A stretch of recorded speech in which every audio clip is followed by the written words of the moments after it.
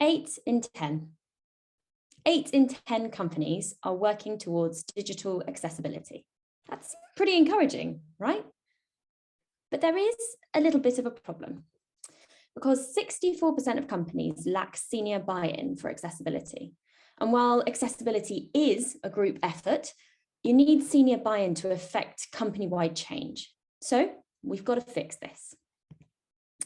Hello, my name is Rosie Le Page, and today's talk will explore how you can empower your stakeholders to see the benefits of accessibility and how to inspire top-down change and even hopefully help turn them into an accessibility advocate. A quick word on myself. I'm a member of the client services team here at Inviqa. I help my clients to achieve better outcomes for their customers and in turn for their businesses through powerful and purposeful inclusive digital products. I've helped a diverse range of clients to improve their accessibility through the likes of consulting, audits, training, user testing, and so on. But let's get into the presentation. First up, I thought it'd be a good idea to define digital accessibility and make sure that we're all on the same page, since this is the first talk of the day. In a nutshell, accessibility is about usability. It's about making sure that your digital products or services are easy to use for everyone. That includes people with permanent, temporary, or situational impairments.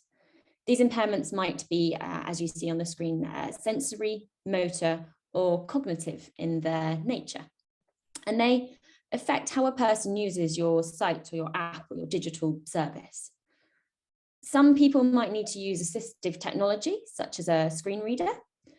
Others may just need to customize the experience that they have on your site or app. For example, I have dyslexia, so I have a preference that some other people might not have when I use things like websites. I like smaller blocks of text. I like videos with subtitles as well as sound. I often increase the size of text and so on. Other people might not have the same preferences that I do. They may well do the same as I do. This slide gives some examples of the different types of access needs. So situational, the woman holding the baby with one hand free to use her phone. An example of temporary might be the woman with a broken wrist.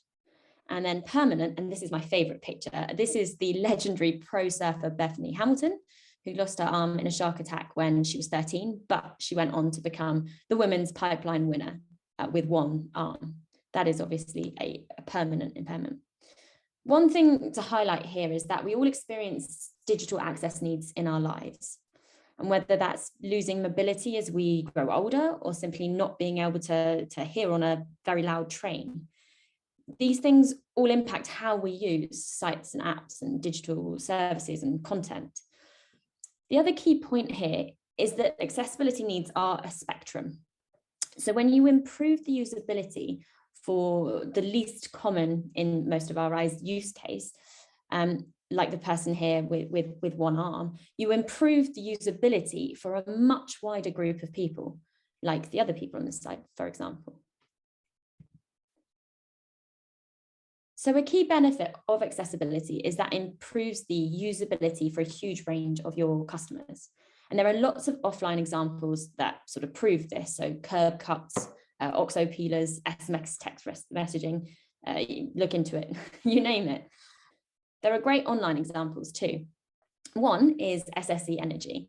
So we help them redesign some of their core customer journeys to be more accessible. And what we found was that these accessible journeys worked better for SSE customers across the board. This created a significant conversion growth across those core journeys. And this slide captures some of those business outcomes, including the 200% conversion rise for SSE's broadband sign-up journey, which was a massive win for them. So many of us already understand that better accessibility means better usability, which means better business outcomes. In 2020, Inviqa ran some research with more than 100 senior professionals in the digital design and development area. 52% said that their company's top driver for accessibility was improving usability for everyone. And post-pandemic, this percentage might even be a bit higher than that. because COVID really shone the spotlight on the importance of accessibility and usability. Because when the only customer touch points you have are digital, you come to understand the need for accessibility really pretty quickly. So why then do we still have this problem with getting senior buy-in? Our 2020 research captured some valuable anecdotes and insights into accessibility and the common blockers to accessibility. Check out some of these comments from the participants. So this is one. We, the digital team, understand the importance and work to incorporate accessibility into everything, but the wider business isn't quite on the same page. Is that familiar to anybody listening today? Another, so accessibility is still often seen as a very niche requirement. The insight isn't there to design the right things well from the outset, or that a better user experience is a benefit for all users. I wonder if anybody can relate to that one. Or perhaps this. Accessibility works best when all parties are involved and make an effort from the beginning of the project. I think that's probably something we can get behind. And these are really useful insights. And looking at some of these and my own experience make me think that the buy-in problem with accessibility usually relates to things like a lack of education or awareness, or perhaps ownership or governance within an organization. But I also think that it's more nuanced things like how we engage our stakeholders and the language we use to talk about accessibility. So I'm going to go through my 10 cents on how to get stakeholders to advocate for accessibility and for action in that area. Build a business case for accessibility. There are 4 main drivers for accessibility with lots and lots of supporting stats and evidence. I won't go into too much into detail here because I presented the business case for accessibility at our last conference. I'm hoping my glamorous assistants can drop the link into the chat in case anybody might like to watch that. That has a little bit more detail in it. But here are some top line highlights. So the financial case that you can make to a senior stakeholder for accessibility. People with disabilities make up 1 billion of the world's market, and 1 in 5 people in the UK have digital access needs. That's 1 in 5 of your customers, potentially. The purchasing power of the disabled community is worth 274 billion, according to the Charity Scopes analysis of the ONS. Fail to design inclusively, and you may turn away a share of that 420 million each week. Investing in accessibility also helps avoid the costs and damages associated with legal proceedings. And these costs are not just something that happens once, these can carry on long after the initial lawsuit. So there is really strong financial implications and a strong financial business case to take to your stakeholders when discussing accessibility and helping them to become an advocate for it. The second point is legal. It is also a regulatory requirement. Any multinational brand with online services in the US market is at significant legal risk if their digital services exclude any users.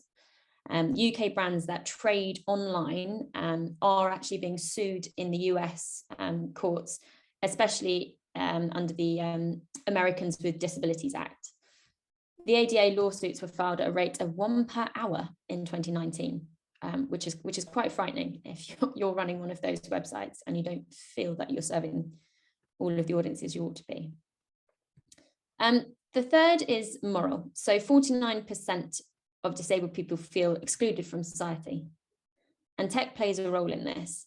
So your site or app or digital service shouldn't be part of that problem. And finally, usability. Accessibility improves usability for all customers alike, and we've touched on that at length. So that's really the final of your 4 parts of your business case there. At Inviqa, there are 5 factors that shape all of our projects and client engagements. And we think that these 5 things create the best outcomes for our clients and then for their customers and for each other. And they are empathy, collaboration, purpose, transparency, and learning. And actually, we think these qualities are also key to getting buy-in for accessibility. So we're going to take a quick look at each. Okay, Empathy. This is a big one. We need to show that we hear and understand stakeholders, perhaps your boss, when we talk to them about accessibility. And we need to assume positive intent. Not everyone has a strong understanding of digital accessibility and its business benefits. So don't just assume people don't care if they're not engaged with it. Stakeholders are juggling things like costs, budgets, tight margins, internal timelines, lots of pieces in a much bigger puzzle. So these concerns and pain points that they have are valid and they're real, and we need to respect them. So take time to understand your stakeholders' context and use that insight to inform how you approach them, how you educate them and show them a different perspective. And always do this with empathy. The second is collaboration. We need to view stakeholders as colleagues and co-workers, not terrifying, scary people at work. So building great things is really about building great relationships. So invite stakeholders into your processes and your learning programs that you might be running. If you know what their biggest concern is, perhaps it's capacity or workloads, then show how accessibility can streamline teams and empower them to work smarter, perhaps, or not harder. And that kind of leads into the one above, understanding them and then figure out how you're going to collaborate with them to help them to support you and to support accessibility. The third point is purpose. So challenge assumptions about accessibility. For example, our B2B customers don't have access needs. I've heard that one a few times actually. Or accessibility only benefits people who are deaf or blind. Challenge that with evidence. There is a wealth of evidence out there and we've touched on it already, and we'll go through it more. Create clearly defined objectives and a measurement framework so that you can demonstrate the value at every step of your accessibility journey.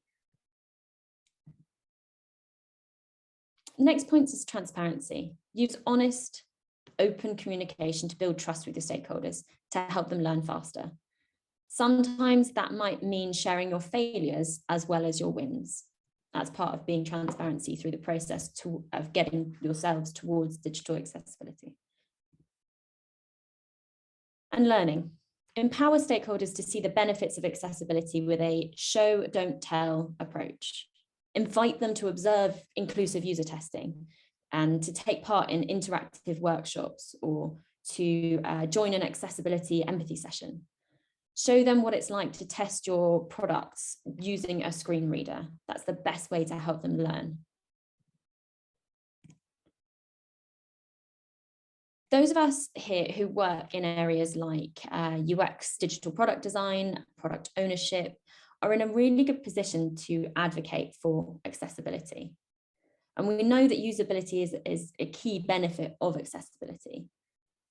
We know already how to talk to stakeholders about the business value of usability and user-centered design.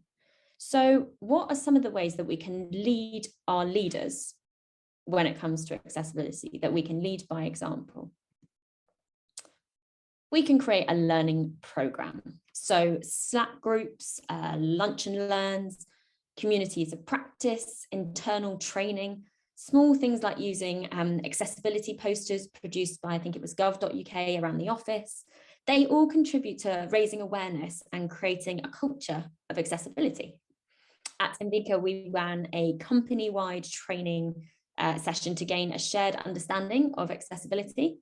There are pockets of expertise within the business, but we wanted to collectively level up absolutely everybody in the business to an even higher standard. And that was an incredibly effective way of doing it. We improved our understanding and awareness of compliance and of the diversity of access needs. And everyone in the business is now one step closer towards a shared vocabulary, which is really important. And this is invaluable as we approach the group effort of making our initiatives and our products more accessible. This is the first way we can help our leaders to buy into accessibility. The next thing I'd recommend is to map accessibility across your processes. So does your definition of done include passing accessibility requirements at every stage of the product life cycle? Do you only show clients, for example, designs and prototypes that would be accessible when built out, but not when they're actually signing them off? Are your personas ableist? If you have diverse personas, accessibility doesn't need to be a separate add-on conversation. It's just part of the product process. So instead of saying, how do we consider accessibility here? You can ask, oh, well, how would our Joe Bloggs persona complete this task, for example, because accessibility is built into your personas. At Inviqa, we used our own customer journey mapping tools to map accessibility through all of our processes. This is what you can see on the screen now. We then extended this to a service blueprint and considered everything that happens backstage, so internally within Inviqa, and front stage to clients and to customers. We then found that some things that were doing really, really well, and some things that we needed to prioritize to deliver incremental kind of progress in our accessibility journey. And if your findings if you get to do this, if your findings feel overwhelming, then you can prioritize them using an impact framework and focus on starting really, really small in the areas where you can deliver the most impact first. Another way you can help our leaders to buy into accessibility is to bake accessibility into your timelines and to your budgets. So planning ahead helps your stakeholders or your boss or whoever to build in accessibility into their budgets from the outset. Getting accessibility into your timelines from the beginning helps stakeholders set expectations about when they can expect results and stops you having that conversation about, oh, we need to do this retrospectively. This sort of kicks that before you get to it. The next point is about appointing an accessibility owner. And I've said that accessibility is a group effort, but it does need ownership because sometimes you have groups where nobody has ownership. And your product owner is actually an ideal candidate for this. They are a vital bridge role between strategy and digital product teams. So they're in a prime position to really take on the accountability for accessibility, especially when accessibility is linked to KPIs that support your business goals. So think about trying to implement that. Another thing you can do is to hire inclusively, to hire accessibility advocates. So hiring diverse teams improves your products and contributes to a culture of accessibility. So you can interview candidates about accessibility. You'll likely gauge their knowledge and understanding within that process. And you can also demonstrate that accessibility is a priority at your organization. And this in turn should help your existing stakeholders as it will slowly surround them with peers who recognize the importance of this topic.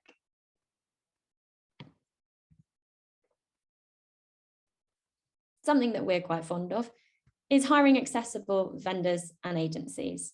Work with agencies and partners who share your culture and your values and who build accessibly by default. This is an ideal way to help your team grow into its accessibility practice, and they can often, as we do, support you in this journey. So there we are. There's still a lot of work to do. But when we understand that accessibility is about designing to include as many people as possible, then we can reframe that conversation about whether it's worth investing in. Today, I've shared some ideas on how we can approach this and also lead by example. This is definitely not an exhaustive list though, and I'd love to hear your thoughts on things that you're trying and seeing success with, things that you perhaps would do differently. This last slide shows a quote from Edward Tufte, who wrote the book called Seeing with Fresh Eyes, Meaning, Space, Data, Truth. It says, "We've always done it this way," are the words that end thought. And I love that. And I completely agree. It's probably time we stopped doing it that way and perhaps did it a little bit better. So thank you very much for joining my session. And perhaps we can use the remaining time for a few Q&As. and perhaps to explore some of the challenges and inertia for gaining buy-in for accessibility. I'd love to hear perhaps some of your success stories as well.